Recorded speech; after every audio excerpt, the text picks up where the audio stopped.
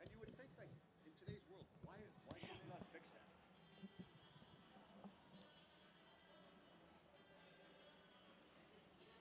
You would think that could be fixed. You would think.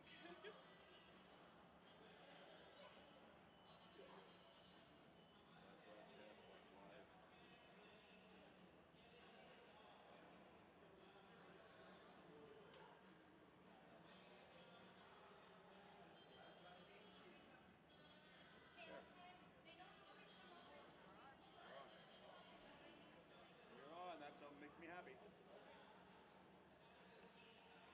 So if I get an interview, it might be with Doug either after the first or second period. Doug back, depending on what time he shows up. What time he shows up.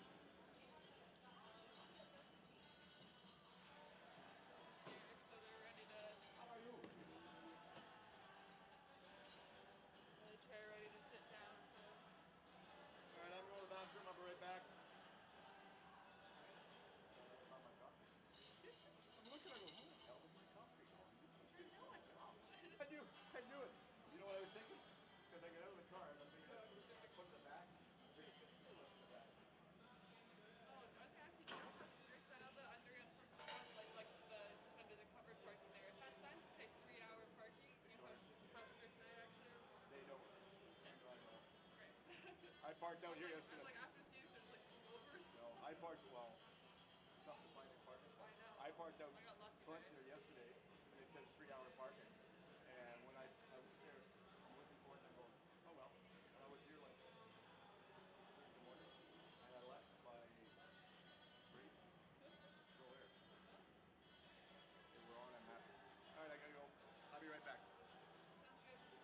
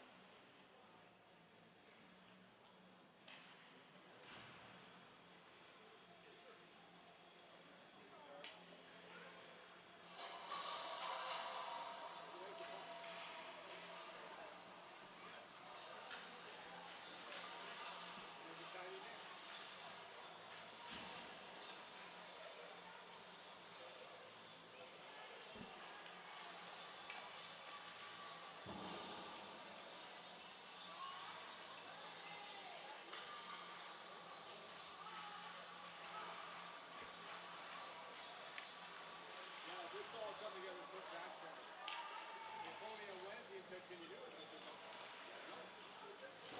So I canceled Friday. I said, I might have to pull some strings and make changes. So I did. Made some changes and then I worked on Friday. That was tough. And that's 8 innings. So yesterday, tomorrow, Dylan's going to work. I'll do it. It's going to be fun. I don't get stressed out.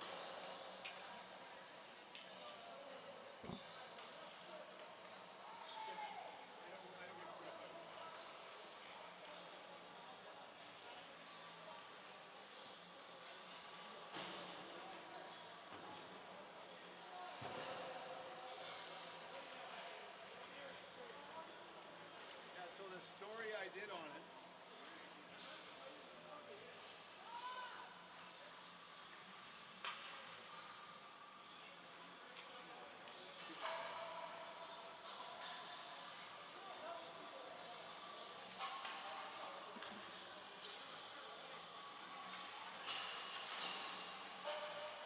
I put one of their YouTube videos up on mine. So they can watch it.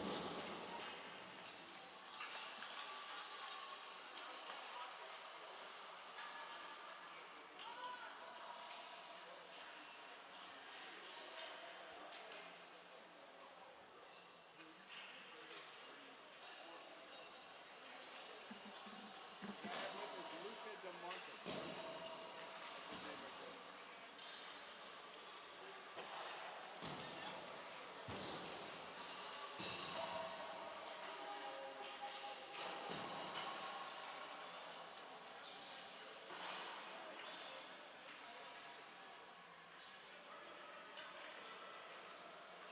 And Matt Morrow is the big guy. He's the big guy.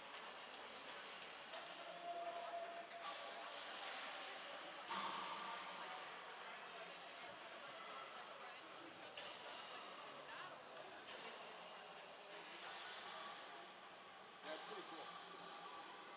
Like it's really neat to watch.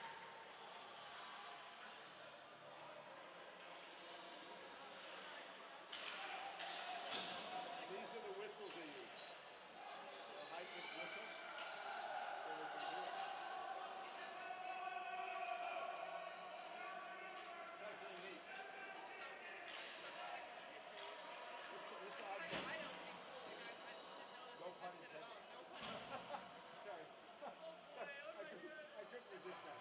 I couldn't resist that. Oh, I couldn't resist that at all.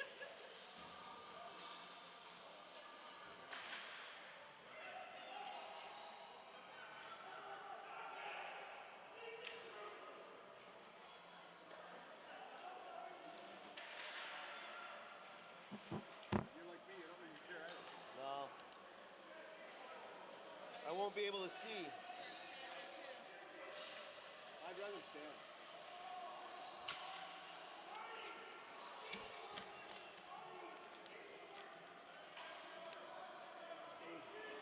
Joey's on the bench again, eh? Yeah, he's one of the coaches. Good.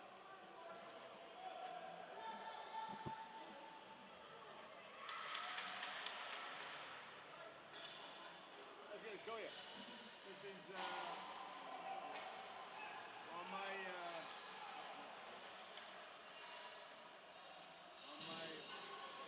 site last night. On the website, I posted this up. This is a story on my website. Oh, nice. Are you able to see where views come in from? I will once I talk to my guys. Yeah. Yeah, he'll be able to tell me.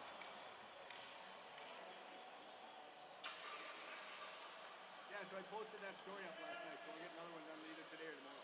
All right, should we go on?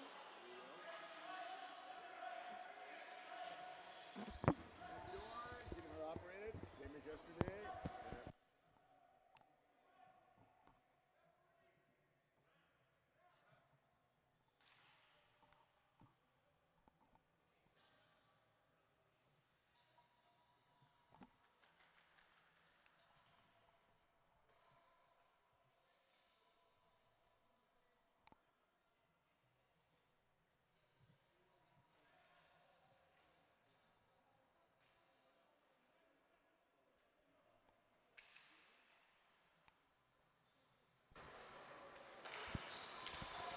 Good morning, everybody, and welcome to day number 2 for the National Blind Championship here at Richmond's Min Arena. Steve Erickson, Luca DeMontis. Luca, this is impressive, and I had a chance to talk to a lot of my friends last night, and they were so thrilled to be able to watch this, and also not just watch it, but to have it in Richmond or in the Lower Mainland.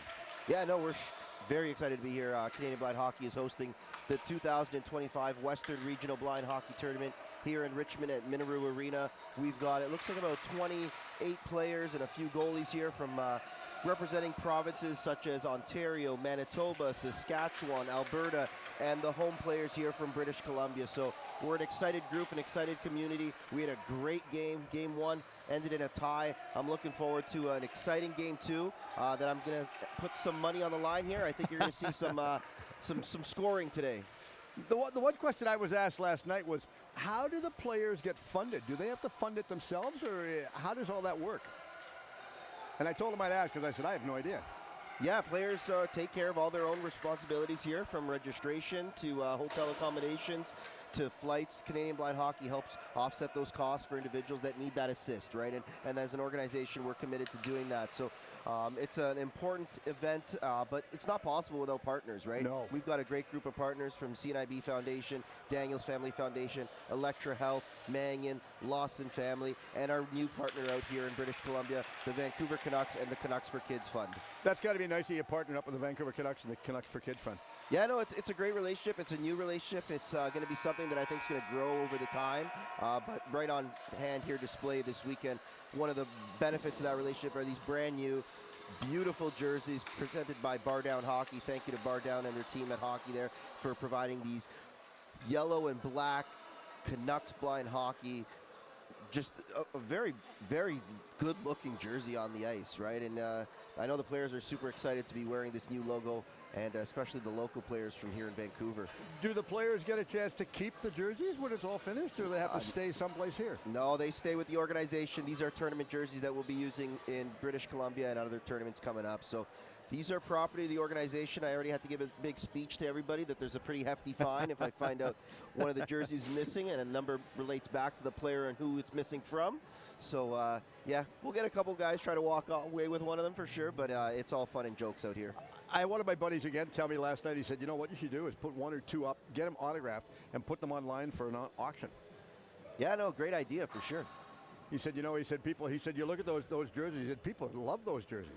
Yeah, no, the players love them, and I've been getting a lot of great responses and messages from players in the community and fans of blind hockey regarding the jerseys. So it's a great allude to the partnership with the Canucks and the Canucks for Kids Fund, and we're putting on a great display this weekend of blind hockey here in Richmond. Well, it's funny, when I look at the black jerseys, it reminds me of the old jerseys that when Kirk McLean was playing with the Canucks, wear the old Canuck logo on the front of the jersey. Yeah, Kirk McLean, great individual, was here yesterday on hand to drop the ceremonial puck drop.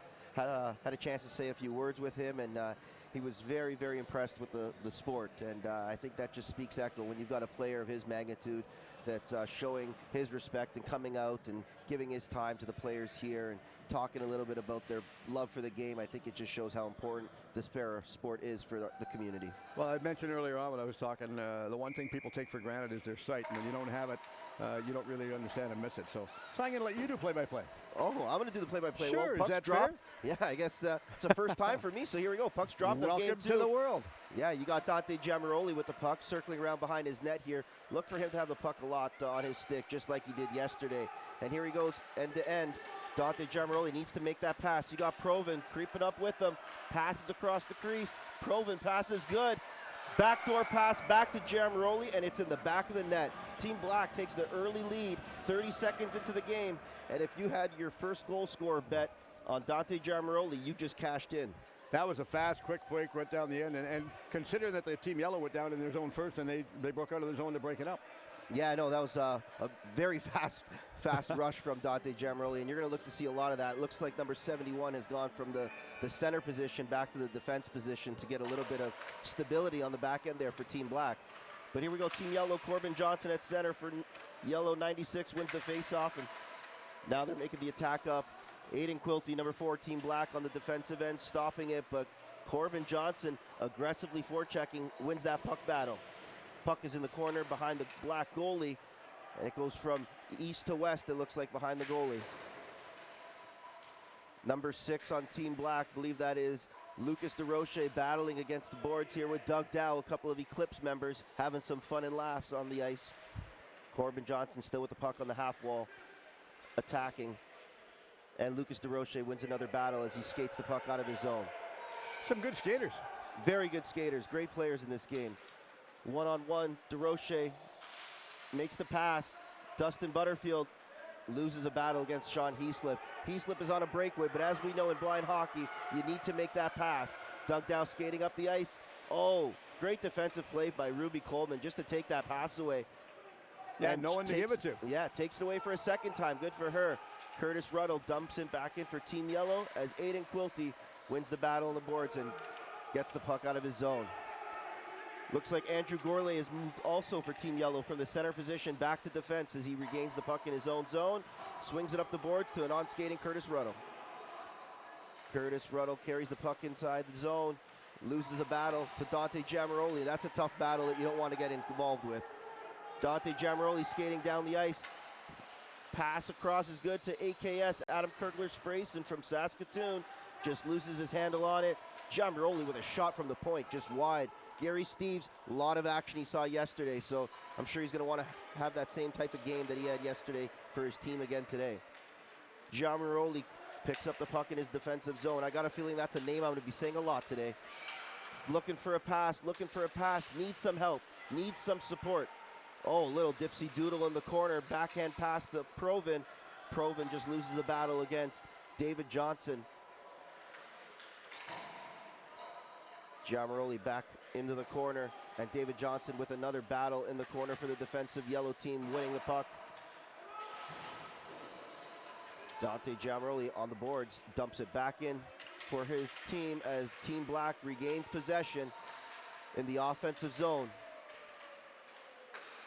Oh, Giamaroli off the post. He's just having his way right now early in this game. Puck battle on the half wall here. Looks like we got 3 players from Team Yellow battling against 1 Black. Puck steps out. Provin with a shot blocked by David Johnson. Team Yellow is having some trouble getting the puck out of their zone right now. And Gourlay gets the puck out. He's skating alone for Team Yellow. Needs some help, needs some support. Able to stop on the half wall, little button hook, and swings it around down low behind the net. Yeah, he didn't know who was the trailer of that one. Graham Foxcroft wins a battle on the half wall. Got shaken up last night in a little accidental collision, but he's back on the ice today. Barney Press, great game he had yesterday for Team Black, and he's looking to pick right back off where he left off from yesterday. Provin's got the puck, skating down the wing. She's entering the offensive zone alone, which means she's looking for some support to make that pass. Pass across the crease to no oncoming support. Team Yellow's trying to make a couple passes to break out of their zone, and Graham Foxcroft wins a battle and gets the puck out of Team Yellow's zone. Delayed icing, not enough to make it. Aiden Quilty, one of the youngest players in the tournament here, circling behind his net with the puck, and a hard shot that just gets stopped at the blue line. Puck battle at the blue line, and finally it gets out for Team Black. When we were talking about age earlier, what's the age for the players? The youngest player is actually Aiden Quilty, and I won't tell you the age of the oldest player, and I won't even mention his name, just out of some respect for him. But this sport's played by children, youth, and adults of all ages. Aiden Quilty, strong defensive play, holding the blue line, but Brian the Mack Truck Mackey wins a battle at the blue line to get it out for Team Yellow. Does he know that's a nickname you give him? It's a nickname he loves. Ruby Coleman hard around the net.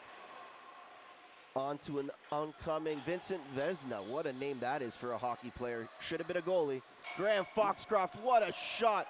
Huge save, Corey Gaskin, and we got a whistle. And thankfully we got a whistle because now I could take a little break. Yeah, that was a quick start, and what a fast 4.5 minutes or so far in the opening period. Quick start, and that's what they want. Explain for those that are unfamiliar what the whistles that the officials have. Yeah, definitely. Great question. So there are a few adaptations that are made to blind hockey. One of the biggest adaptations, aside from the puck and the net, is the pass whistle. And you're able to hear it if you're watching or listening from at home, and anywhere you are watching from or listening from. It's a high-pitch whistle. And what that high-pitch whistle does is it indicates that a pass has been made. So when the offensive team is attacking and passes the blue line, they must make one successful pass to their teammate. At that point, a high-pitched whistle will be made, and then that indicates to the defensive team and to the goalies that the offensive team has the chance to now shoot to score. So it's a pretty important adaptive resource that we've made for the sport, and we'll touch more about it, and I'm sure there'll be a couple focuses where I'll say nice pass and pass is good throughout this broadcast. Dante Giammaroli also back on the ice here for Team Black, skating up the ice with it. One-on-one versus Gourlay, takes him wide, needs the pass. Looking for his options. Puck goes into the slot. AKS just mishandles it, and it clears the zone for Team Black. You weren't wrong. You had mentioned that you were going to be talking about him a lot. He's a very gifted player with a lot of skill. D-to-D pass just gets outside the blue line for Team Black, and that's something that will give Team Yellow a chance to regroup. Scarlett Dorn from Winnipeg, hard puck battle there on the boards. Good on her, and she's able to clear her zone for her team as AKS is behind the net, picking up the puck, skating up the wing, flying down the wing. The new Saskatoon Puck Bandits blind hockey team, huge shout out to them, and I love their name. Dante Giammaroli stops it at the blue line. Sean Heaslip is there to receive the pass from Team Yellow and dumps it out. We've got a puck chase here. Curtis Ruddle and Dante Giammaroli, and Curtis Ruddle just overskates the puck as Dante Giammaroli then dumps it down the ice for an icing for Team Black. Yeah, that was a nice long stretch pass. I think they're questioning it with the referee, but the referee, as we all know, they get the final say in the call right now. And this is not only new and unique to the Lower Mainland. I have to make mention, I talked to the referees yesterday, this is new and unique to them because they've never done this caliber of hockey before. Yeah, no, and talking to both refs yesterday and both refs today, this is their first time reffing a blind hockey game. So, you know what, we're all going to learn together. They loved it. They really did. They loved it. And one thing I assured them, it doesn't matter if it's blind hockey or traditional hockey, get ready because the chirps are going to be coming from the players, right? And it's only fair that a player is going to voice their concern out there. So it's all fun and games, but we're having a great time here this weekend at the 2025 Western Regional Blind Hockey Tournament. Looks like two Vancouver Clips players here, and Graham Foxcroft for Team Yellow and Mark Bentz for Team Black are having a little word with each other, and you followed by a couple smiles. So those are great friends, and it's always fun whenever they're able to play against each other on this ice, especially in their hometown. All about camaraderie is what they're getting. Looks like Barney Press versus Graham Foxcroft for the face-off, and Graham Foxcroft wins that cleanly back for Team Yellow. Puck battles here at center ice. Proven catches up with it, skating down the left wing, stops at the half wall just at the top of the circle here, makes a pass to her teammate Aiden Quilty. She receives it back behind the goal line, looking for some options. Passes behind the net along the goal line. Barney Press picks it up. A little battle here with Graham Foxcroft, and now Graham is able to clear the zone, and it looks like we've got an icing for Team Yellow. That'll bring the face-off back into their zone. All the way back down. Fast start. We should also make mention 3 20-minute running time periods, a break between each period. Is there no overtime rules for these? Not for yesterday's game. It finished in a 3-3 tie. It really makes Sunday's game matter a lot more, right? So hopefully this won't end in a tie, and we'll be able to find a winner today and declare another winner tomorrow, and potentially the 2025 Western Regional Champion. Have they got a trophy? I don't believe there's a trophy, no. I will be honest. Just prestige. That's it. Just bragging rights. Bragging rights is more powerful than a trophy in this community. I'll tell you that right now. All right, puck's been dropped. Team Yellow wins the face-off in their defensive zone. Andrew Gourlay stops behind his net with the puck and then curls behind the right wing as he skates up the ice, battling Lucas DeRoche. Puck battles all across the ice today, and it's a small game, but a lot of individuals want to bring their best game forward this Saturday afternoon. Dante Giammaroli stops the play and it regains possession. Makes a pass to Lucas DeRoche, who shoots it just wide. Gary Steves looking for some early action here to pick up right where he left off from his 36 save performance yesterday. Yeah, remarkable. Dustin Butterfield's got the puck inside the zone. Pass across. Pass is good. Ruby Coleman, she's now got the puck. Looking for options. Solomon Chaudhry, huge defensive play. Puck ends up, though, somehow on Dante Giammaroli's stick. Who would have thought? But he's there by Curtis Ruddle and met as Curtis gets the puck out. Curtis skating onto his puck, shoots it just down the ice. The old dump and chase. works in every version of blind hockey here, and stopped by Dante Giamaroli behind the net. Got a player down at the on the ice, slow to get back up, but they'll get helped. Looks like Team Black has Ruby Coleman down. See one ref catering to her. Looks like they're gonna let the play go on though, as Team Black's got possession, so maybe that's partially part of the reason. She's able to get off the ice for a change there as Team Yellow dumps the puck, and we've got an icing for Team Yellow. Yeah, Ruby took a heavy fall. But she got back up under her own steam, and always nice to see. And I never, in any game I do, I never like to see players get hurt and injured. That's Oh no, never want to see that anywhere, especially here, right? She's a strong girl. She was able to get up, get to the bench. You know, game 2, there's going to be some bumps and bruises along the way here this weekend, but these players wouldn't have it any other way. They just want to play the game that they love. Looks like Team Black is one player short on the ice. Not sure if coaches realized. Seems like they have now as Team Black player Amanda Provin has jumped on the ice. We got Corbin Johnson battling Aiden Quilty for a puck along the boards, and Aiden Quilty wins that battle. Age is only a number when it comes to blind hockey, and he is proving that his age doesn't allow him to really stop from competing with the adults. He's been holding his own, had a great game yesterday for Team Black on the defensive end, and seems like he's picking right back up off here today. I snicker when you say age is the only number. You looked at me when you said that too. I like Sorry. that. That's okay. I agree with you. No mistaken at all. 77, Eli Bomers gets a pass there in the slot from Amanda Provin and lets a shot go. Gary Steves with a save that really had a little bit of trouble on it. It looked like the puck was flittering back and forth there. So those are always tough to track for the goalie as they lose communication with the sound of the puck sometimes. So good on Gary. Oh, deflection off Mark Bentz's stick, but Corey Gaskin is able to kick out a left pad there just in time. Yeah, that was a nice save. And the puck very quickly has gone from one zone right to the other. We've got a fast game today with 6:38 on the clock in the first period and a 1-0 win for Team Black right now. Dante Giamaroli back on the ice with the puck on his stick, looking for an option. Circling.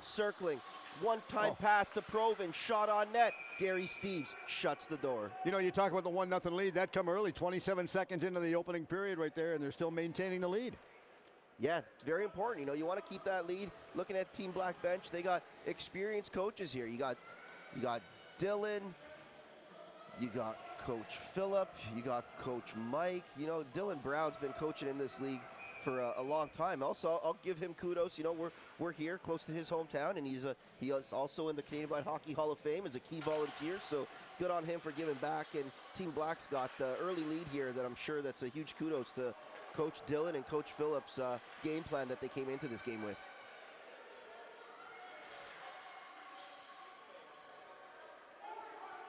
We've got the pucks in Team Yellow zone here. They're having trouble getting it out, and it seems to be an ongoing problem right now. Ruby Coleman goes to her backhand, and Gary Steves kicks out that left pad. Great save by Gary Steves there when it seemed like Ruby was just trying to drag the puck across to her backhand and seeing if she could find an opening.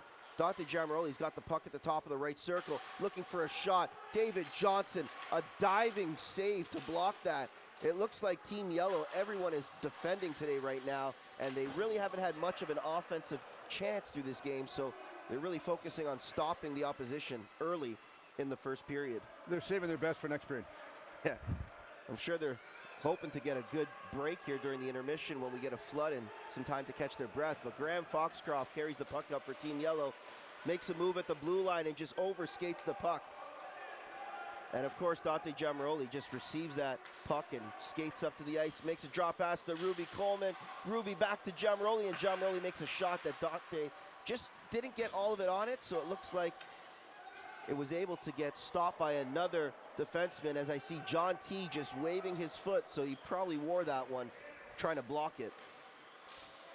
Dante Giamaroli skates with the puck up from his own zone, a quick little drop pass to, I believe that was Eli Bomers from the Toronto Ice Owls, who's had a couple early chances here. He's looking for a pass across now. Again, Team Black is just really regaining the possession here in their zone, the offensive zone.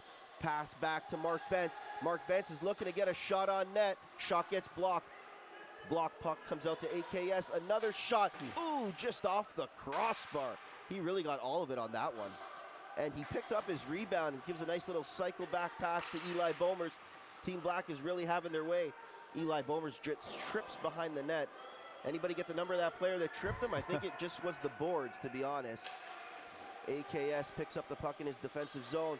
Backhand pass gets stopped by Team Yellow, and now Team Yellow is looking to get on the offensive chance here. Sean Heaslip picks up the puck, needs to make a pass. Pass goes across, D to D. Pass to Gourlay. Pass is good for Team Yellow. Gourlay, wrist shot. Mark Bentz with the block of the game for Team Black right now. And that looked like it was going to be the best chance for Team Yellow so far this period, which should give them a little bit of boost to come back in this game. A lot of time left. A lot of hockey left in this game. 3 minutes on the clock in the first period. And Barney Press for Team Black skates up with the puck. Overskates the puck, but is able to regain it on his backhand. Passes across the ice to no oncoming skater as Sean Heaslip's there for Team Yellow to dump it out. Dumps it all the way down to Team Yellow's zone, and Barney Press is there skating onto it. Barney Press shoots the puck from his own end, gets inside the other end of Team Yellow to a defenseman, David Johnson, who's there to receive the puck. Scarlett Dorn battling with Dante Giamaroli on the boards. Dante Giamaroli goes wide, needs to make the pass.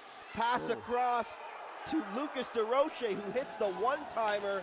And we've got a 2-0 lead here for Team Black. Come right out of the corner and just jammed it right in underneath the goaltender's pads. And that was a fast start right there. Yeah, I think that was the quickest shift for Lucas DeRoche. Came right off the bench, skated down the ice behind Dante Giamaroli. Good things are happening when you're skating with Giamaroli. And he literally got a pass on a platter that he just had to bury by putting it in the back of the net. Bit of a different game today, considering the game yesterday was tied at 3. Right now, big start for 2 for Team Black. 2-0 Black with 1:40 on the clock in the first period. Giamaroli gets the face-off win back to him on the D end as he skates up the ice with it. Pass across to Ruby Coleman. Huge save by Gary Steves. That's big for Team Yellow to answer very quickly with a save on such a great scoring chance there. Yeah, nice stop by Gary on that one. Puck just gets outside the blue line for Team Yellow, gives them a chance to breathe here. But very quickly, Giamaroli is able to skate it back in. For the ones listening and watching there, sorry, you're able to hear that pass whistle. That was the pass whistle indication that we were talking about earlier. Giamaroli made the pass there to Ruby Coleman. That gives Team Black the chance to shoot. Giamaroli shoots and scores right over the glove of Gary Steves. Almost had a chance to snag that out of the air, and this very quickly has become a different game at 3-0 for Team Black. Yeah, just underneath the crossbar. Quick pass, passed the puck when he got across the blue line, then went inside and got it back. Give and go situation right there, but good goal. Great goal. And you know, sometimes it's those quick first passes as a goalie and as a defensive team you really got to be careful about, because it gives that offensive team now the chance to shoot and score, right? And in this game, we got a lot of shooters that like to score. True. So you got to be careful out there. And I'm sure right now Gary's just wondering how is he able to get back to the team form that his team was playing yesterday in that 3-3 tie. Graham Foxcroft wins the faceoff for Team Yellow. Back to his defenseman, David Johnson, up the boards to Brian Mack Truck Mackey, who's there to receive the pass. The player down on the ice, thus the whistle. What's the weight of the pucks? Because I grabbed one yesterday. They're larger than the other one. I know you got to do a search on this one. Sorry about the question. But they're larger than a normal hockey puck. And they're hollow with like ball bearings or inside it. And I was really impressed with it when I picked it up because I didn't know what I was grabbing. You were grabbing a blind hockey puck, is what you were grabbing. That I right? knew. But yeah, it is larger. It is bigger than a traditional hockey puck. It is made of hollow steel. That hollow steel does have 8 ball bearings in it. So when you ask a goalie how heavy it is, they're going to tell you heavy, right? So they're always a great person to ask about our puck, as they've really helped become the puck that it is today with all the stakeholders in this amazing sports feedback. Very quickly, Team Back is on the attack. Pass across. AKS to Eli Bomers. Pass is good, but Eli just shoots it just wide. Starting to develop some chemistry, those two here in this first period. A couple of young players here from Saskatoon and Toronto showing their skills with a nice passing display. Very quickly, Eli Bomers wins the puck as Andrew Gourlay now takes it right off his stick. And that rings the buzzer on the first period in a 3-0 lead for Team Black over Team Yellow at the 2025 Western Regional Blind Hockey Tournament. That was a fast period. And of course, as you made mention, Team Black jumped out really quick to get the lead and jump out, and they're going to hold on to it as well, taking the lead to the restroom. We have an ice clean. So the interesting part about that is when we have the ice clean, the part that I'm really impressed with is, number one, is watching the game. I'm impressed with the goaltending. I've said that before because you'd mentioned yesterday the goaltenders they are blind and they can't see. Yeah, the goalies are completely blind. In international blind sports competition, it's known as a B1 classification. Okay. So they are the guardians of the crease, as they're known. But to me, they're incredible individuals with a lot of courage. I love that terminology, guardians of the crease. Yeah. That's good. Yeah, you know what? They're great guys. Great men and women that play that position in our community. They've got a lot of courage. Many goalies, the object of being a goalie is you got to get hit by the puck, Yeah, right? I know. So our puck, as I mentioned, is a lot heavier, so you still got to get hit by the puck, right? And here early today, you've seen Gary Steves make a couple key saves. It could really be a different score in this game, right? Gary's been able to answer to the bell a few times here for Team Yellow. Corey Gaskin made one incredible save that could have really maybe have changed the outcome of this first period early off that tip from his own defenseman, Mark Bentz, right? Just kicking out that left pad. But we got a 3-0 lead here for Team Black over Team Yellow. A lot of hockey to play. We still got 2 periods. I'm sure you got some tired individuals, though, in that room right now, right? If I'm looking at Team Yellow, looks like Coach Joey Ali and Coach Sean Cowie here from the Burnaby area, another Canadian Blind Hockey Hall of Famer, one in the volunteer category. Just the amount of time and dedication he's put into this sport is it's amazing to see him here this week and giving back yet again. So looks like they're coming up with a coaching tactic on the bench as the players get some water and some oxygen and some relaxation time Very in their much. change room. You know, you talk about volunteers. I've often told everybody, and I continue to tell everybody, volunteers, they're what I call the unsung heroes in the world of sport. When they're not there, you complain, and when they are there, when was the last time anybody went over to a volunteer and said, thanks for being here? And I think we really rely on the volunteers in today's world. We got too much unrest going on in today's world. So get back to being a volunteer, because this is something, first off, you're saving income tax, because you're not getting paid for what you're doing. That's my logic anyway, according There to you go. Steve. But the other part is it's fun, it's gratifying. No, you know what? And we're very fortunate at Canadian Blind Hockey. We wouldn't be the organization we are today if it wasn't for our amazing volunteers. We've got incredible volunteers from coast to coast to coast across this country, and now as the sport grows around the world, right? Yeah. So the volunteers have really helped the organization grow into the organization we're today. And if it's a tried event, or if it's a local blind hockey team, or if it's coaching at a tournament, a regional tournament, a national tournament, a summer development camp, Canadian Blind Hockey extremely thanks our volunteers day in and day out for all their help that they do in providing their support to the organization. Tough to put it on without them. We're going to take a quick break. I'm going to let you go rest your vocal cords for a little bit. And, Yeah, get ready for the second period here. very much, See yeah. if I can find a tea and a bottle of water, and we'll get right back at it pretty soon. All right, we'll be right back right after this.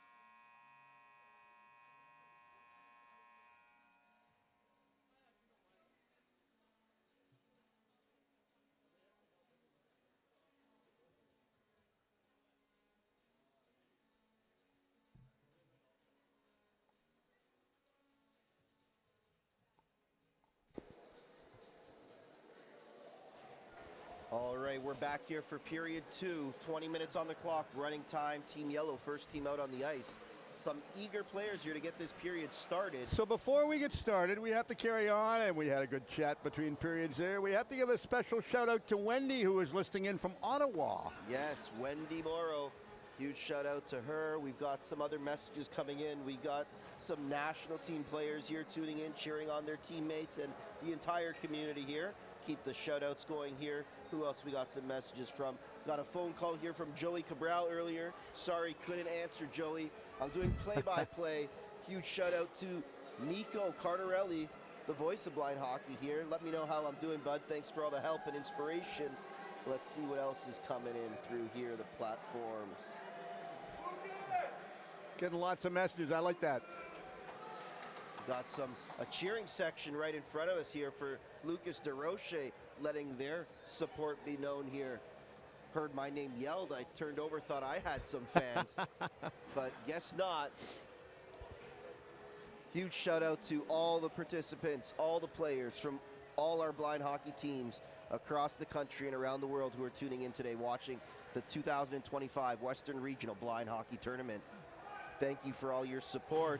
This drops the puck on the 2025-2026 blind hockey season. Programs and teams will be starting next week. Today, we actually have the launch of the first practice for the Vancouver Junior Canucks blind hockey team taking place right after this game. So great to get on the ice with those excited participants. Got the chance to talk to some of them yesterday, just hearing the excitement to get back on the ice and seeing the smile of getting their first Canucks blind hockey jersey was just something truly, truly special, and really reminds me why we do what we do at Canadian Blind Hockey, and they are the reason the future is bright, and we got some great, talented players coming up along the ranks from across this country. Yeah, and you know the other part with that, I'm really thrilled. I didn't realize they were going to, but they're going to play an intermission game today, because the Richmond Sockeyes are playing a game later on tonight against the Burnaby Steelers in the PJHL, and there's going to be a game played between periods for this, and I really think that's going to be a lot of fun to watch and cover. Yeah, no, it's going to be a lot of fun, and it's going to be great for awareness and promotion of the sport. So huge thank you to the Richmond Sockeyes for partnering with us on this event and encouraging our group and community to come out. And in saying that, the puck's dropped, and Team Yellow wins the face-off and attacking Team Black really quick, looking to pick off where they could finished with that last chance that Gourlay took that was blocked by Bentz at the end of the first period. And the other thing people will notice is that the teams do not change ends. Teams do not change ends in blind hockey. You shoot on the same end all 3 periods, helps eliminate any confusion for the players. Graham Foxcroft's got a little pep in his step here early in the second period, and he's able to skate the puck out of his zone. Brian Mackey putting some pressure on Dante Giamaroli here, as Giamaroli wins the puck battle in his defensive end and skates it up along the boards. Pass across to Barney Press. Barney Press then dumps it in as Amanda Proven skates onto a dumped-in puck. Looks like there was no pass, and the puck was shot in from the other side of the blue line, and that's the reason why you did not hear the pass whistle there. So good job on the refs there as they're adapting to these new rules. Number 22, that is, I believe that's Rob Baldeo from the Vancouver Eclipse, stopped the puck at the blue line for Team Black there. Dante Giamaroli wins another puck battle. Quick outlet pass to Proven. Proven and AKS. We got a 2-on-2 here versus Gourlay and Johnson. And David Johnson for Team Yellow stops the pass across the crease. Yeah, good clearing play to get out of the zone, but cut it off and go in a crease, as you made mention. Very important. You're going to see a lot of defensemen here in this sport take away the passer and not worry too much about the individual that has the puck, right? So coaching tactics a little bit different in blind hockey, but the object of the game is the same. You got to score to win. Aiden Quilty jumps up in from the blue line to win a puck battle behind the zone, then makes a pass to a non-errant player there that loses the puck as Corbin Johnson picks it up and skates it for Team Yellow into Team Black's zone. Corbin needs to make a pass. Pass was made good to Scarlett Dorn. Just loses the handle on it, and it gets outside the blue line as David Johnson had to skate onto it from a defensive position. Doug Dow's got the puck here. Doug Dow, great player from the Vancouver Eclipse blind hockey team, makes the pass to Corbin Johnson. Pass across the crease. Andrew Gourlay skates onto it and dumps it back into the corner behind the net. Johnson's got the puck behind the net. Little battle here against DeRoche. Seems like right now it's an all-eclipse affair out there. Gourlay, another shot. You guessed it. Mark Bentz just blocking them for a living here today. Helping out Corey Gaskin, his goalie, wherever he can. And Lucas DeRoche now skates the puck out of his zone for Team Black. Gourlay stops him at the blue line and picks up the puck. He's got a breakaway, but he needs to make a pass. Circles the puck behind the net to an oncoming Dante Giamaroli that stops the cycle pass and is able to skate out of his zone with his team. Makes a pass to Dustin Butterfield. Dustin Butterfield passes across the ice to Barney Press. Barney Press now skating with the puck. And Solomon Chaudhry just makes a great defensive play there. We've got bodies everywhere on the ice right now for Team Yellow. Looks like 3 players from Team Yellow just all were able to kind of accidentally bump into each other in front of their bench. And seems like Curtis Ruddle, the slowest of the 3 to get up, as he waves to his coach that everything is okay. And I applaud the officials for blowing the whistle quick on that one, because as we've always said, safety first and foremost. And so I appreciate the referees blowing the quick whistle. Yeah, safety first here. Looks like Curtis Ruddle just having a quick word with Coach Joey Lee on the bench, making sure he's okay. He is going to get a change there, and Team Yellow is going to put on another player. Hope Curtis is okay. He's able to walk off himself, so seems like he's good, and it really seems like here Coach Joey Lee is just trying to get some lineups back together here, build some chemistry, as Team Yellow's got the face-off in their zone. Yeah, Joey's not used to be it. Now it's 3-0. No, it's a tough score to be down as a coach, but if there's anybody that can pull his team back into it with his energy, you gotta have a little bit of faith on Team Yellow's bench. Puck gets rung around the net behind Gary Steves, and John T skating onto it. Tries to get out of his zone, but Barney Press was waiting on the half wall there and able to stop it. Sean Heaslip, though, he makes no mistake and gets the puck out of his zone and gives Team Yellow a chance to breathe here as Dante Giamaroli skates it back into the zone. Quick north to south action here for Team Black. They're really focusing on getting as much possession as possible in the offensive zone, which allows them the chance to make that pass and shoot on net with the attempt to score a goal here. But you know what? It's not that easy to score on Gary Steves, even though they've got 3 by him today. Dante Giamaroli just circling around the zone, passes back door to Barney Press. Barney Press just shoots the puck wide as Gary Steves made a nice lateral movement there from right to left, kicking out that right pad. Dante Giamaroli looking for a shot, trying to look for options. No options, continues to hold on to the puck and loses a battle against Sean Heaslip in the corner, and a strong defensive play by Heaslip is able to get the puck out of his zone. Yeah, inside the attacking zone, solid pressure. Solid pressure. Eli Bomers for Team Black. They're playing 200 feet. One of the first for his team there on Team Black to get back. Pass is good for Team Yellow. That's a whistle they want to hear more of. And Gourlay just shoots a puck just wide, as Corey Gaskin didn't have to worry about too much on that one. Team Black very quickly gets up to the zone. It looks like we're going to get a penalty here. Good call back. Gourlay on Team Yellow. 2 minutes for tripping. First penalty of the game. Special teams, here we go. Dante Giamaroli was just taking the puck there wide, and that first step, that explosive speed just around Gourlay. Gourlay tried to really defend it as quick as possible, lost his own footing, and then was able to trip up Giamaroli there, who then lost his footing. And Team Black's now going to the power play here with a 3-0 lead, as it looks like 4 Black players are just meeting top of the blue line here, coming up maybe with a special power play trick play here maybe that we might see. Yeah, last thing Team Yellow wants to do is give up a power play for Team Black, considering they're up by a 3. But it's going to be interesting to see what the power play system set up. Yeah, it looks like we got number 11 here for Team Black, Amanda Provin at the face-off dot against number 19 for Team Yellow, Graham Foxcroft. 2 minutes on the clock or less. Team Yellow got a power play. Sorry, Team Black's got the power play, and Team Yellow's looking here to kill. Black with the early pass. Provin to DeRoche. DeRoche with a shot. Gary Steve answers the bell. Puck comes out to Aiden Quilty. Quilty looking for a shot. Shot just wide.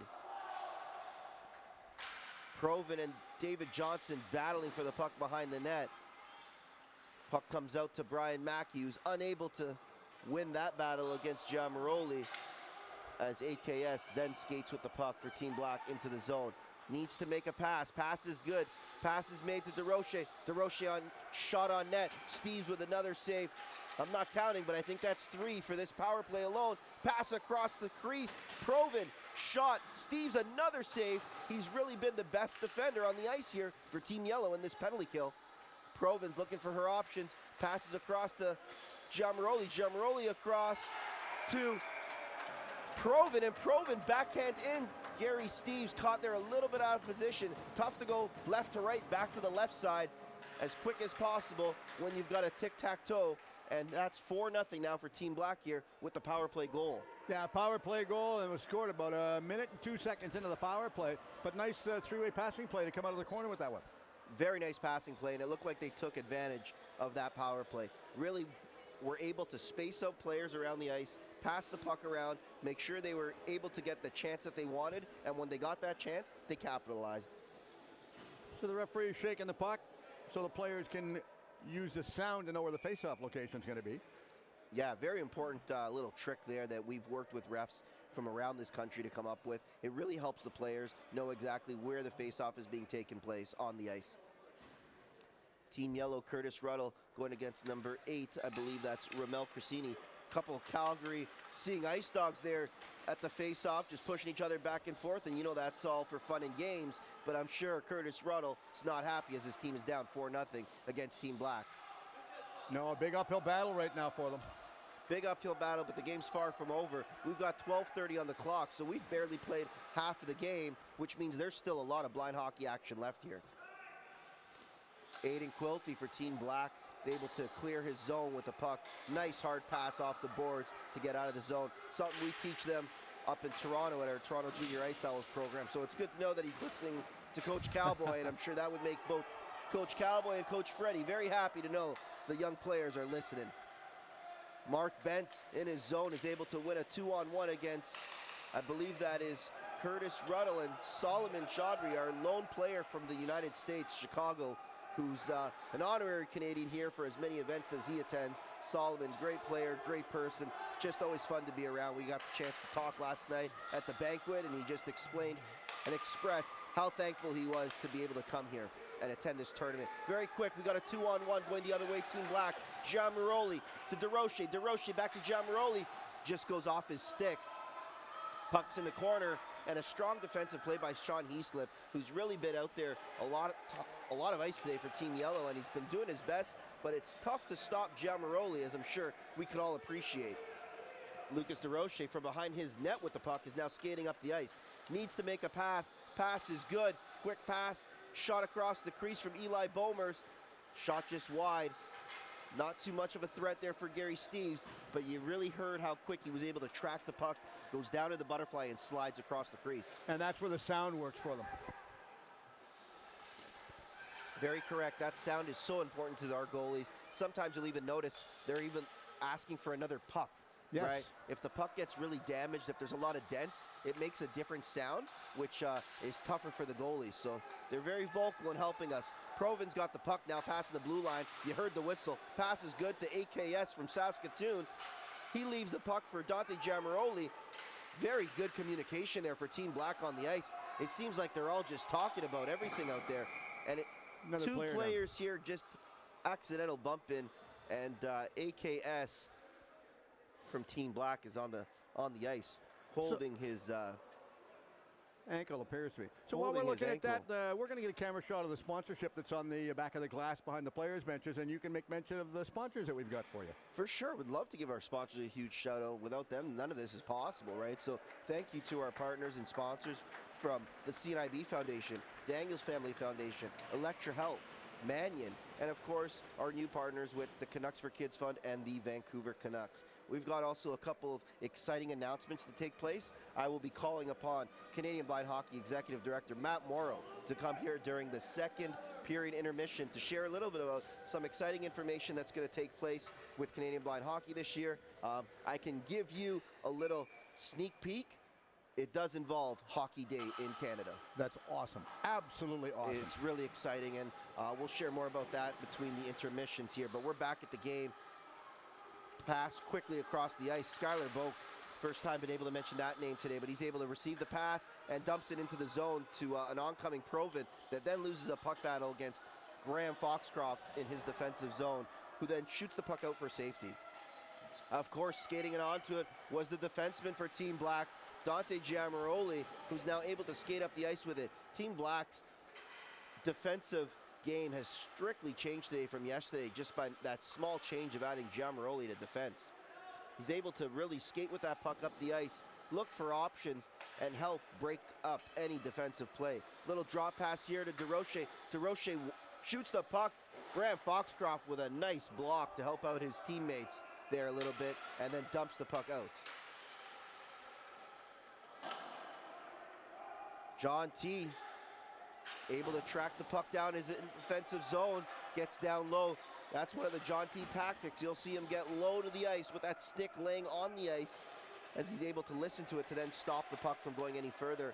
Shoots it in. Graham Foxcroft is behind Team's Black net, looking for options, looking for teammates, looking for support. Not much support out there for him right now, so he loses a puck. And now before you know it, Team Yellow finds himself very quickly from the offensive attack to now the defensive attack in their zone. Curtis Ruddle skates onto the puck for Team Yellow, skating against Adam Kirkler-Sprayson. Good to see him back on the ice after falling and holding his ankle very quickly there. Seems like everything's going good for him as he's skating with the puck up the ice right now down the right wing. He's got time, he's got options, needs to make a pass. Takes David Johnson wide. David Johnson with a little poke check and a hard shot to get out of his zone.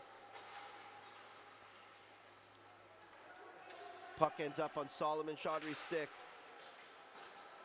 A little battle there with, I believe that's Dustin Butterfield, was able to stop Solomon from getting the puck out of his zone. And now for a second chance, David Johnson shoots the puck hard out. It's twinkling down the ice. And we've got a cross check, it looks like, coming up here for AKS as he goes to the box against Curtis Ruddle. And Curtis Ruddle is still down, but a lot of support there from Team Black's Aiden Quilty. So Team Black will be getting a minor penalty. Player in the corner gets back up. A little bit of help from a couple of different players. Yeah, it seemed like he had some support from both his teammates and the other team right there, and says a lot about the camaraderie here from both Team Black and Team Yellow, even a 4-0 game with 6:38 on the clock. So while we're waiting for the line change right now, can you explain the different categories, because not all the players on the ice are visually impaired? Everybody on the ice is visually impaired. Okay, but are there some that are different? I was told the goaltenders, okay, no, good pun, I like that. But I was told that the goaltenders are completely blind. The goalies are completely and that blind. there's 4 different categories. Correct. So everybody on the correct? ice is visually impaired. In international blind sports, there is different classifications, such as a B1, B2, and B3. You will see certain players here with white helmets and black helmets. The white helmets do indicate those players. From looking on the ice here, yes, quick scan, someone like Amanda Provin, someone like a Mark Bentz, a Sean Heaslip, David Johnson, the list goes on. They are wearing white helmets. That means they are a B2 classification. However, that is only an international blind ice hockey kind of regulations. Here at these these development and recreational tournaments, it's all for fun. So their helmet color doesn't mean anything here. But in international blind hockey, you do have to have 2 B2s on the ice and 2 B3s. So you'll always have 2 white helmets and 2 black helmets. For here, it's all for fun. You're encouraged to have everybody on the ice to play this game in an inclusive manner as possible. And very quickly, Dante Giamaroli just stops the 2-on-1 pass there. Not much being able to get out of this power play for Team Yellow. Sean Heaslip's got the puck behind his zone. He's looking to go end to end and makes a quick pass here to his teammate, Graham Foxcroft. However, it was before the blue line, which is part of the reason why you didn't hear that pass whistle. Andrew Gourlay skates onto the puck. He's looking for options. Pass across to Graham Foxcroft. There's the whistle. Can Yellow generate something off this? Now, seems like Team Black is just able to kill the penalty there as Provin dumps the puck down the ice. John T skates onto it for Team Yellow as their last line of defense. Looking for options. Not much of a pass there to his teammate. As a matter of fact, it was a giveaway to Barney Press there, but very quickly Sean Heaslip is able to help out his defense partner and regain the puck. Yeah, just roll off the heel of his stick. Andrew Gourlay skating onto the puck. A little battle there against Giamaroli. 2 very good players here having fun. battling, playing the game they love. And Team Black's able yet again to clear the puck out of their zone. Team Yellow hasn't really been able to put much together here on this power play. Graham Foxcroft's got the puck in the zone.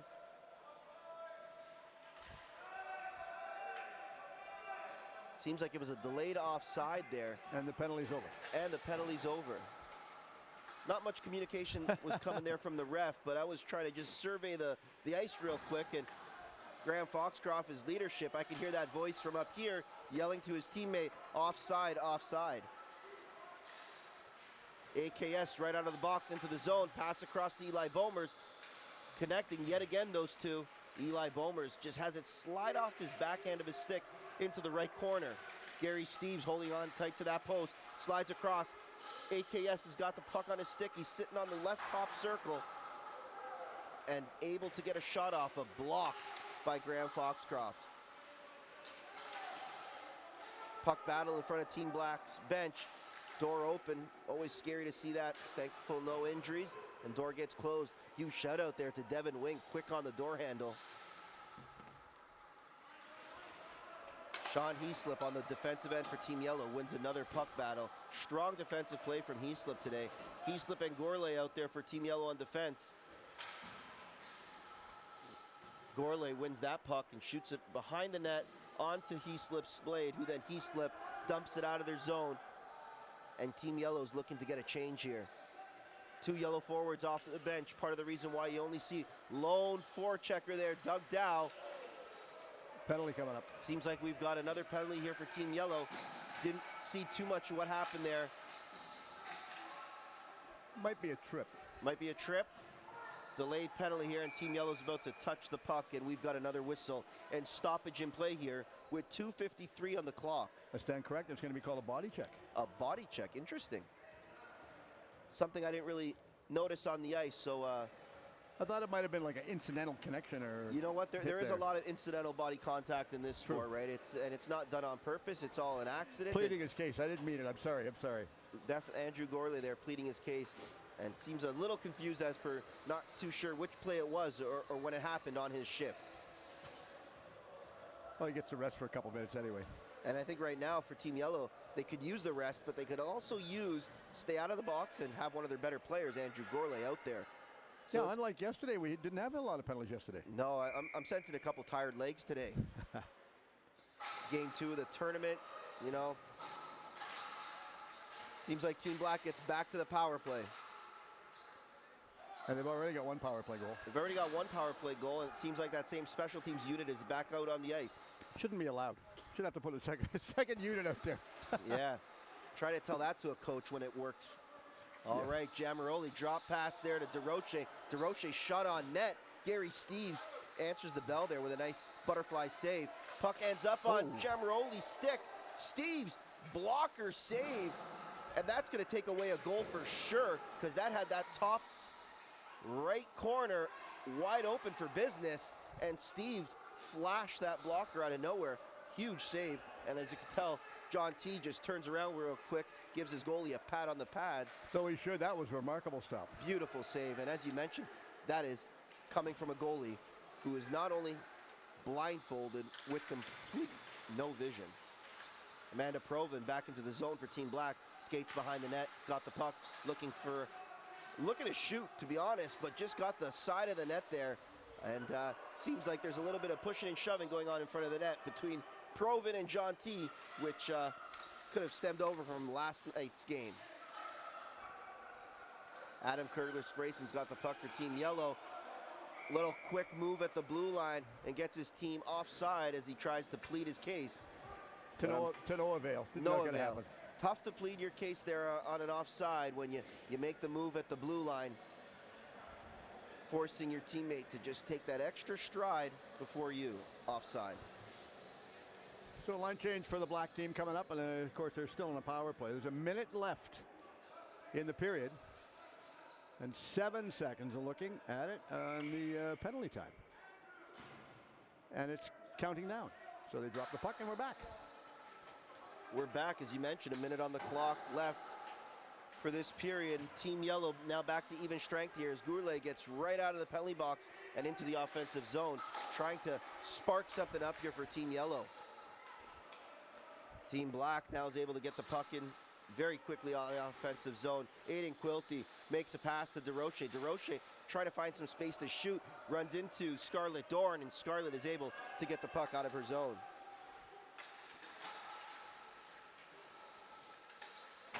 Some tired players here, it looks like, here in the second period. I'm not surprised. I'm not either. 20 minutes running time. I give them all the respect in the world. They deserve it.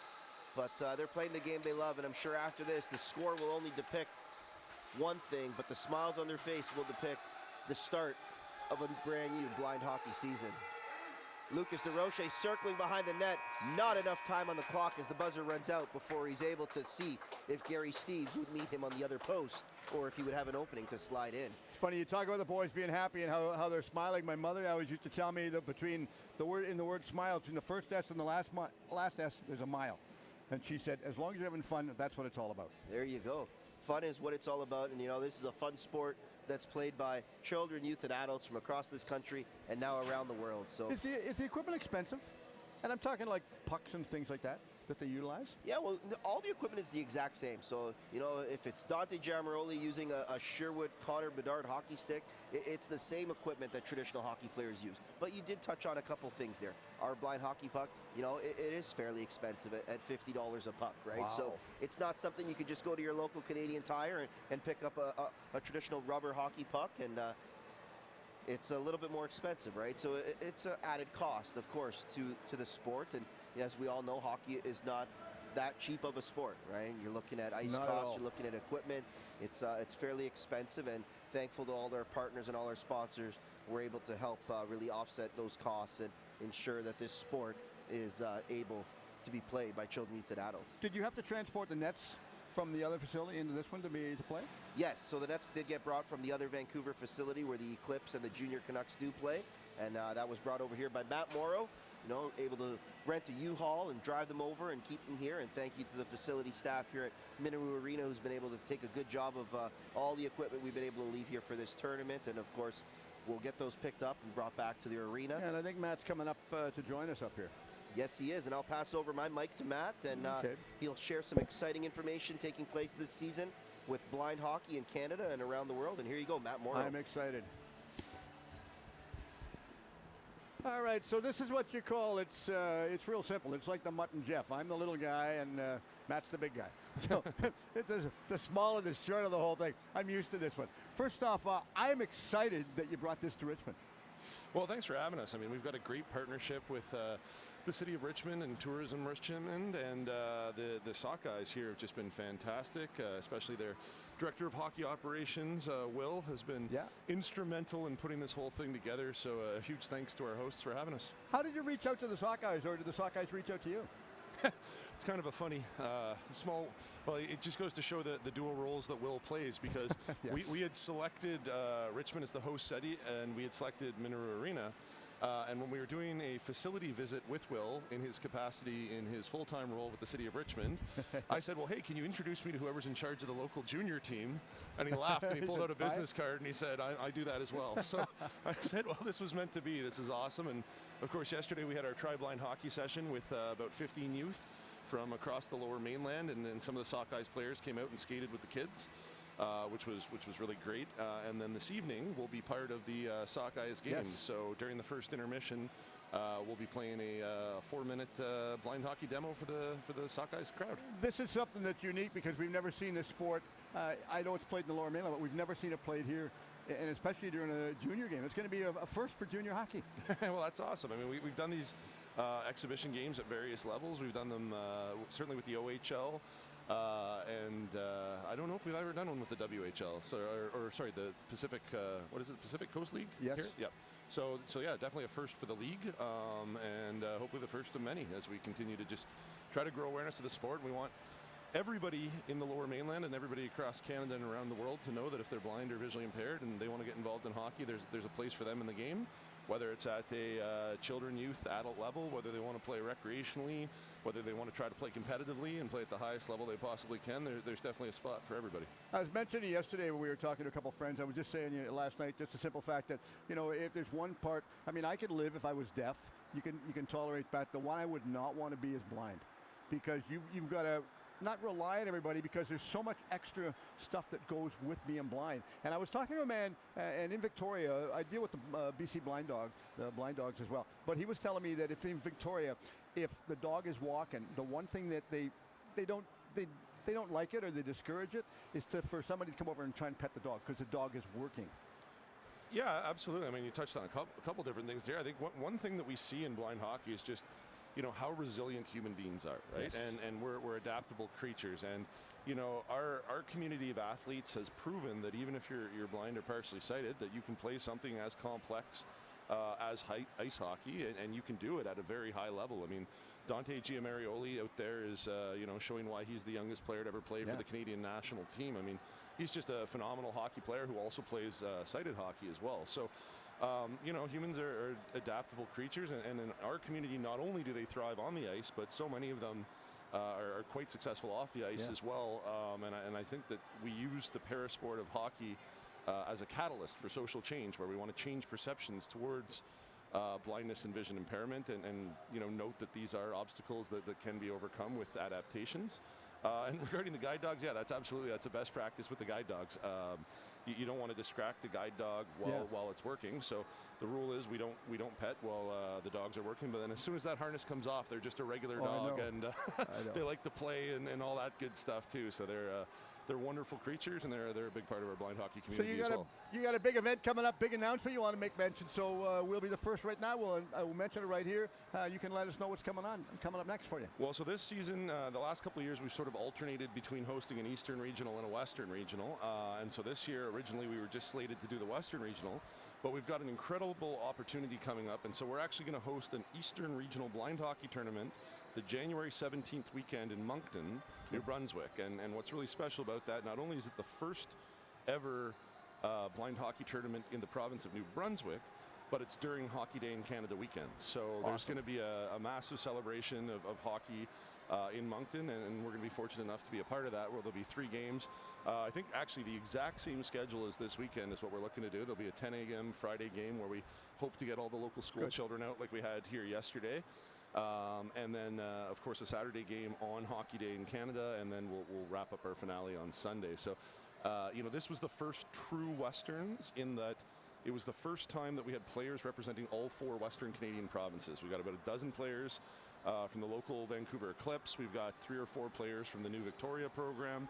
And then we've got players from Alberta, Saskatchewan, and Manitoba. And similarly, at Eastern Regionals in January, we expect it to be sort of the first true Easterns, in that we expect all the Atlantic provinces to be represented. So we'll have players from the Newfoundland Islanders, the Moncton Sea Cats, the Nova Scotia Sea Kings, and we even have one player, Jonathan Gallant, that'll be coming from PEI. So not quite enough population to have a team in PEI, but we do have representation. So, yeah.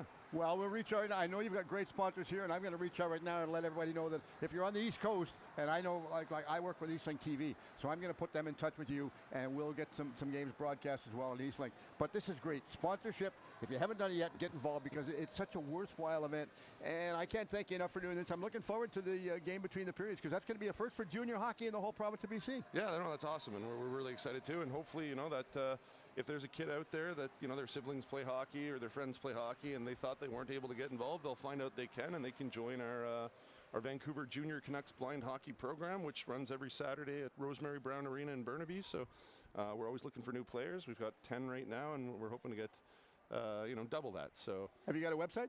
We do, yeah. It's CanadianBlindHockey.com, and it's got all the information about all the programs across the country.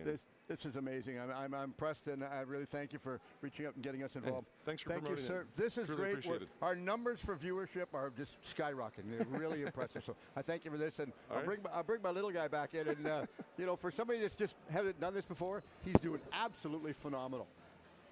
So there we have it, and more information, and boy, oh boy, that's remarkable. And, the event's going to be back in Moncton, and I'll have to reach out and get a hold of all my Eastlink contacts, because working on the West Coast out here in Delta, BC with Eastlink, We'll make sure that Eastlink can promote that and actually go out and do a story on it. That's actually remarkable. And, a very first, too, for them to come out and take part in Hockey Day in Canada, because we've seen lots of other stuff. Last year, Hockey Day in Canada was actually in Victoria.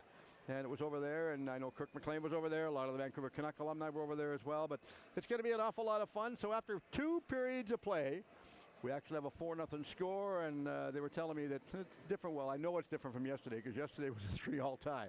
It's going to be different, so we're going to take a quick break, grab a coffee. Come on back and join us for the call for period 3 right after this.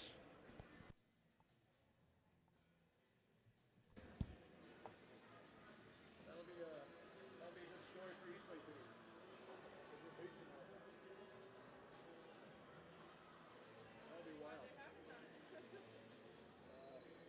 7th of January, so that's going to be good.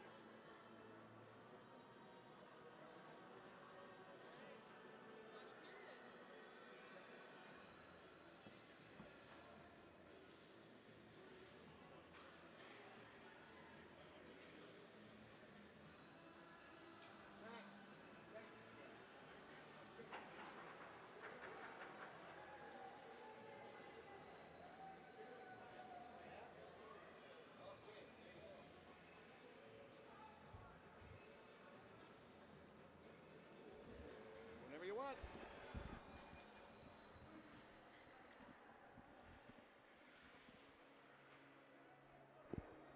All right, we're back here. 3rd period, 4-0 Team Black. Got a couple more shout-outs here.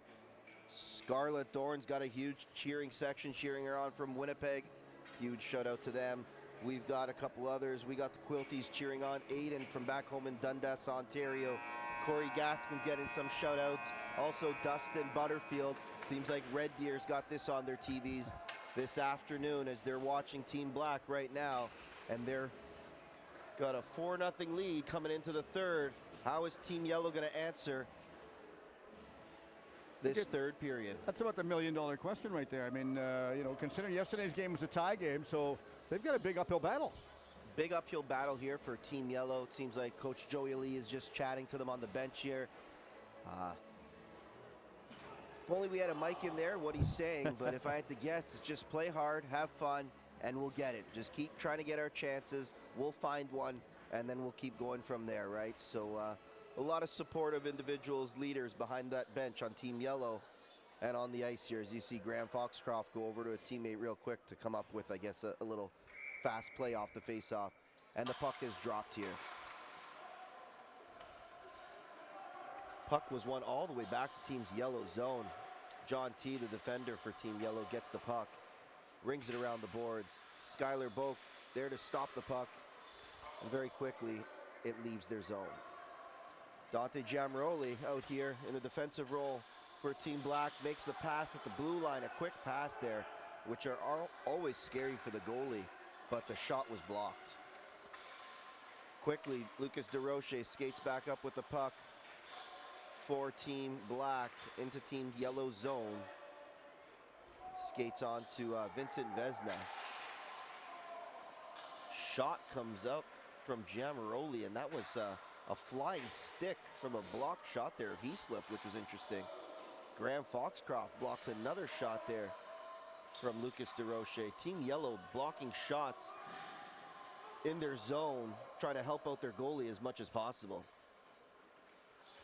As finally they're able to clear their zone and gives them a little chance to regroup while Team Black makes a change.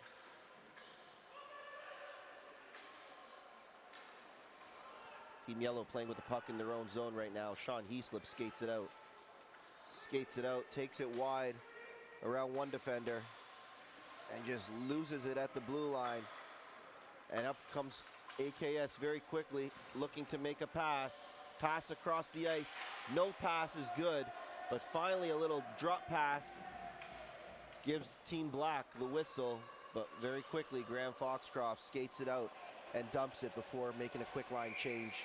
And we've got an icing whistle here for Team Yellow, which will bring the faceoff back to their zone. Yeah, I haven't had a lot of icings in the game today. It's been a relatively fast game. A couple of penalties, which are unusual because we never had those yesterday. Yeah, early icings in this sport are very more traditional than later in the game, right? The puck's heavier.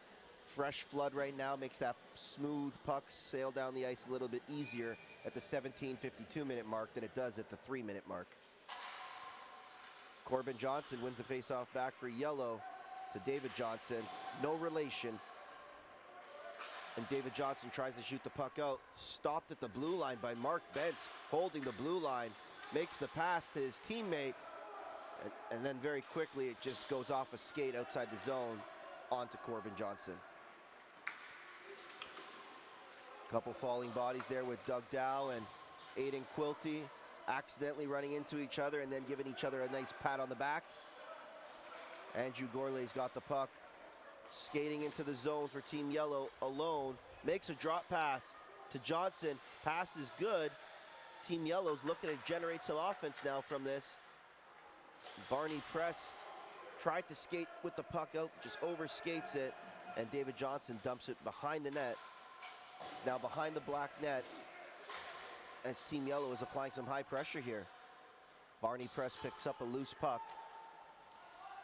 Trying to skate out of his zone, just trips over the puck. Team Yellow putting the pressure on here. Gourlay looking for an option, wants a shot. Oh, that's a good scoring chance, just shoots it just wide. Would love to have that one back, I'm sure, to capitalize on it. Pass across to Corbin Johnson now. Corbin's got the puck in the corner, looking for his options, wants to circle in front to get a shot on, gets in front, shots on, shots in. Corbin Johnson goes 5-hole to get Yellow on the board, and it's 4-1. Can this be the energy boost that Team Yellow needs as they fly by the bench to a support group there to cheer them on? Not much that could do there for Team Black's Lauren Weber in the game now. Seemed like it was a broken up play. It did. And now we know what the conversation between Joey and the players were before the period started. Must have been just get shots on net. Can't score if you don't shoot. And the first shot of the period here on net goes in the net for Team Yellow. 4-1, Black over Yellow right now. And John Maroli on the ice picks up the puck, skating, sailing from coast to coast right now. A drop pass to DeRoche. DeRoche steps in. Steves shuts the door. Butterfly save. Patent Gary Steves save. And it seems like Solomon Chaudhry here, one hand on the stick. And in the defensive zone, whenever you got one hand on the stick, sometimes it's going to lead to an accident. And here it did as Solomon's going to the penalty box, 2 minutes for tripping or less. I think he's pleading his case. Who wouldn't? I don't blame him. Right?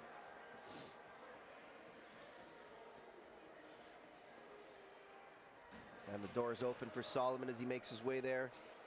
Team Yellow putting out a penalty killing unit, but Team Black putting out a power play unit here that seems like it's got a couple different options here as Aiden Quilty and Barney Press jump into power play unit 2 here. Barney Press face off back to DeRoche. DeRoche has the puck on his stick, circles behind the net, tries the wraparound. John T is met there with the tomahawk. Puck is in the crease. I think they scored. And Team Black seems to have put that in. However, I think everybody on the ice except for the Team Black goalie was in the crease. So it'll be interesting to see what happens here. Yeah, they were talking to the referee, and then Joey's talking to the referee over on the bench, on the players' bench on the far side. You can see him.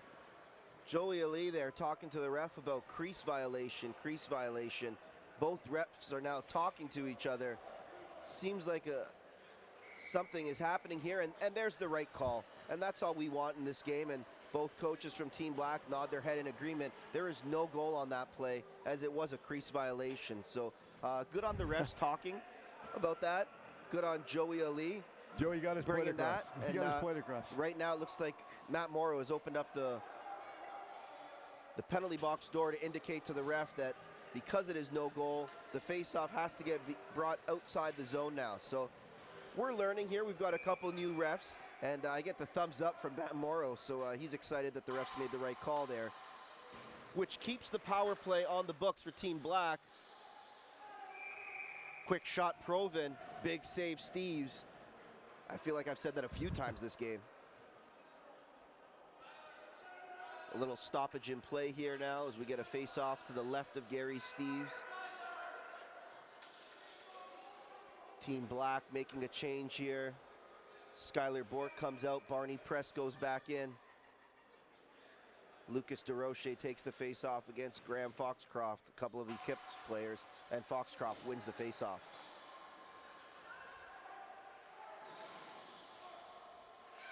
Puck got run around the boards here. Dante Giamaroli picks it up, steps inside, makes a quick touch pass, and receives the puck right back on his blade, circling.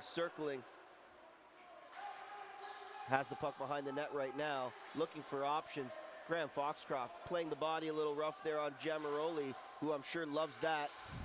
Now blocks a shot.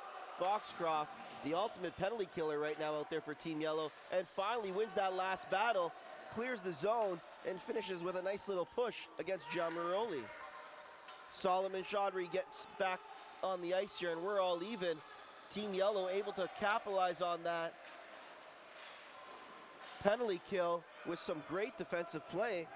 And Gorleg jumps off the bench onto a puck into the offensive zone with no support though. Really need that support when you're skating up the ice there, especially in this game. Dante Giamaroli dumps it down for Team Black. Team Yellow first on the puck. Hard dump out. Just got stopped on the boards, but skates onto it, David Johnson, to ensure that it leaves the zone.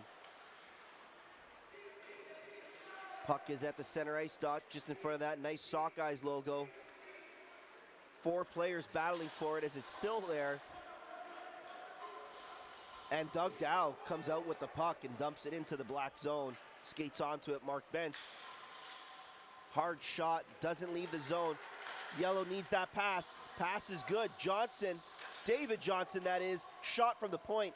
Lauren Weber with his biggest save of the game right now, right there. Yellow picking up the pace a little bit here. Seems like this line has been able to generate some chances with Brian Mackey, Corbin Johnson, and Doug Dow line out there. And David Johnson and Andrew Gorley on defense. Dante Giamaroli back out there for Team Black. Stopped at the blue line by Doug Dow. Great defensive play, and they're able to get the puck out of their zone. Giamaroli dumps it right back into the zone for Team Black, and Team Yellow first on the puck again. A little backhand cycle by David Johnson up the boards to Corbin Johnson, developing some chemistry here. However, they're stopped at the red line by Team Black. Very quick change of possession. An attack here from Team Black coming up. Pass across. Pass whistle went a little quick on that one. And John T gets down in his blocking position to block another shot. Team Black regaining possession. However, cycling back is Dante Giamaroli. He had 2 players in the zone, so he couldn't attack right then, or else it would have been offside. And now he's able to attack, but needs to make that pass. Pass across the crease. Pass is good, and AKS just fires that one-timer just wide of the right side of the net. Puck battles on the half wall here. Puck comes out inside the zone. Team Black has just been able to have their way for this last 15-second shift here, as Yellow's been having some trouble getting out of their zone. Seems like some tired Yellow defenders out there right now. Gary Steves, another big save, and John T drops down on the puck that was just outside the crease to help out his goalie a little bit there. Yeah, I think they wanted that stoppage to play, just have a new line change, get some fresh legs out there, because it's been a fast game. It's been a very fast game, and it's got 9:52 on the clock here. That is running time, so we've got a 4-1 score here for Team Black over Team Yellow in the third period of the 2025 Western Regional Blind Hockey Tournament. I'm Luca DeMontis, usually your program coordinator, director, water boy, but today it seems like I'm doing the play-by-play. You're doing an excellent job, too. I'm enjoying listening to it. Team Black wins the face-off, and very quickly they get on the attack yet again. Seems like that's something they've wanted to capitalize, but Yellow with a hard dump out of their zone, and Mark Bentz is unable to hold the blue line to keep possession in. DeRoche takes Heaslip wide down the right, makes the pass to Bomers. Bomers has some time to his backhand, just loses control, but makes a pass in front of the net to Provan that was just all alone in the slot and makes no mistake. It's 5-1 Team Black here very quickly. Yeah, you could sense the frustration on the goaltender after that shot went in, because he knew that it was over top of the shoulder. He maybe a little bit too deep in his net, but I'm never going to second guess a goalie. No, you can't second guess a goalie, especially when that goalie is Gary Steves, the veteran goalie out here for the Vancouver Eclipse blind hockey team. And I'm just getting a message here right now from my little girl that's watching, tuning in. So huge shout out to Bianca. Thanks for watching, and Daddy misses you. And Daddy's doing a good job, Bianca. Next time, come on out with him. Yeah, they'll be coming out here soon with me next time I come. All right. Pucks dropped back, 8:10 on the clock. Yellow seemed like they were able to generate some chances there, but very quickly Black was able to capitalize on their opportunity, and I think they're learning quickly you can't leave anybody in a black jersey alone in the net.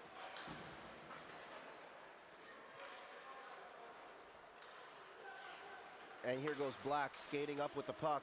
Needs to make a pass. I'll let you guess who has it on their stick, and if you guess Jamaroli, you are correct. Jamaroli makes the pass across to Provan. Provan trips over a defender's stick, ends up in the boards, and we've got a stoppage here in play as Provan seems to get tied up with Graham Foxcroft there going into the boards, and she's still down. Yeah, heavy fall against the boards. Hit her back. Yeah, it looks like she's holding her lower back there with her left hand. So hope it's nothing serious. Could chalk that one up to maybe just some tired legs here in a late third period. You're hearing the fans clap and the players tap their sticks as she jumps up really quickly. And Joey come out on the ice to make sure everything was good too. So that's a bonus right there. I like that. It's always good when you can get the coaching staff come out and help out, because whenever you get an injured player, the biggest thing is safety first and foremost. For sure. And very quickly there, Joey Ali, the coach of Team Yellow, jumping out to help out a player from Team Black. So it doesn't matter what team you're coaching, there's compassion and care for all the players at this tournament. All right, ref drops the puck, and we're back playing some blind hockey. Pass was very quick off that face-off, a clean face-off win back. Very rarely to see that in blind hockey. And it's even tougher for the goalies in those positions to have to adapt so quick from hearing that pass whistle to getting into a position to make a save. Graham Foxcroft skating over the red line, and it seems like it tripped him. Is that 2 minutes for tripping there, Graham? And that's something we'll laugh about later, I'm sure, him and I. But he gets back up to his feet really quickly and gets on the back check.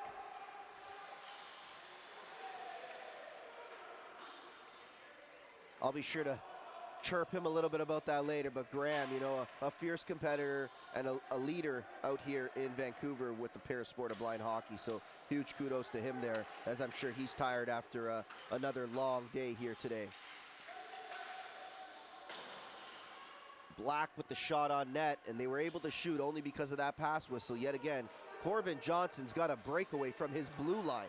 However, there's no options for him. He's looking for support, pass across the crease. Defender gets their stick on it, and that takes away the pass. Pass is good for Team Yellow. David Johnson looking to get a shot, and does. However, it just goes a few inches wide. Black alleviates any more pressure as they just dump the puck out of their zone. And now a puck is rolling on its edges on a 45-degree angle, and it crosses the goal line. Very tricky there for Gary Steeves as he dropped into the butterfly extremely quick. The louder it got, the closer to him. We've got 5:50 on the clock in a 5-1 game for Team Black in Game 2 of the Western Regional Blind Hockey Tournament.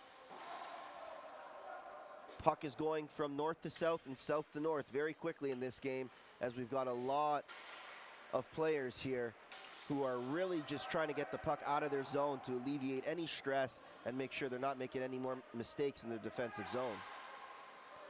Here it goes. John T just dumps it from his end. It looks like it's going to be on net, just wide, but it's an icing for Team Yellow. Yeah, a quick, fast-paced game. Only 5 minutes left, and my time ever fly when the players are out there, and they're really giving it all too. Oh, they always give it their all. Anytime the blind hockey puck is dropped on ice for a game, all 10 players and both goalies on the ice and everyone on the benches are going to play their hearts out, right? This is a game that they thoroughly love. This is a game that's so inclusive, and it is a game that means the world to a lot of them, right? There's players from across the country that are here sharing their love and their passion for this great parasport of blind hockey and our amazing community. So it's a game that is played by many, it's adored by many more, and it's a game that's growing not only in Canada but now around the world. Lucas DeRoche very quickly there tries to do the wraparound. Seems like they got away with another one there for a few black players inside the crease, and Dante Giamaroli from the top of the left circle just snipes one bar down that left Gary Steeves with no chance to save that one. That was the bullet of a shot right there. Hit the post and bounced back down and went in behind him. And that might have been the final nail in the coffin here at a 6-1 score with 4 minutes and less on the clock. See if Team Yellow can just get out of here healthy, if they could find a way to regroup this evening and jump back into tomorrow's game plan with a positive outlook to try to tie this series up, bring it to overtime, and see who can be named the 2025 Western Regional Blind Hockey Tournament champions.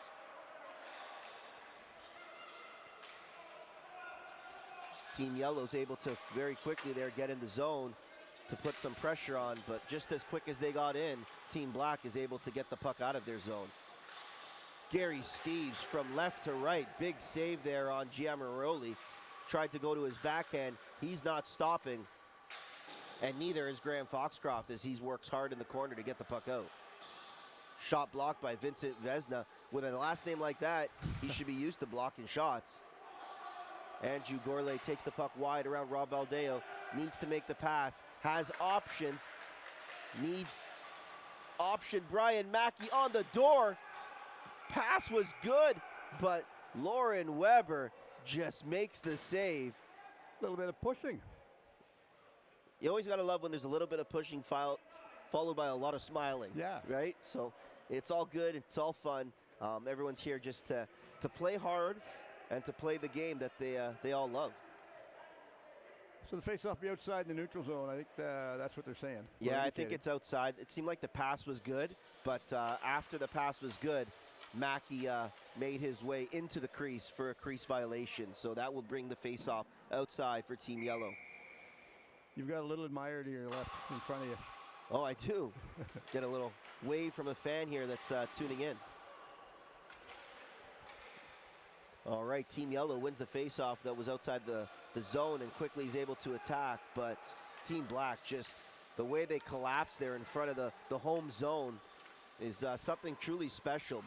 Barney Press skating from one end to another, makes a last-second pass that just goes wide, and Team Yellow is able to pick up the puck. However, having a little bit of trouble getting out of their zone until Scarlett Dorn is able to strongly shoot the puck. We've got 1:42 on the clock, and if you're listening and watching from anywhere in Canada or around the world, we would love to thank you for your support and dedication to the parasport of blind hockey. I'm Luca DeMontis. This is Game 2. Please tune in tomorrow for Game 3 of the Western Regional Blind Hockey Tournament, brought to you by our partners at CNIB, AMI, Daniels Family Foundation, Electra Health, Mannion, the Canucks for Kids, and the Vancouver Canucks. And without the sponsorship, we'd have to put it on. So again, I appreciate all the sponsorship and the support for the event. Yeah, definitely.